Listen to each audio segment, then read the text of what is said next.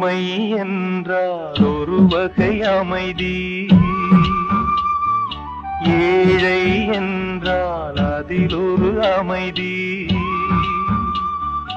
நீயோ கிளிப்பேடு, பண்பாடும் ஆனந்த குயில் பேடு.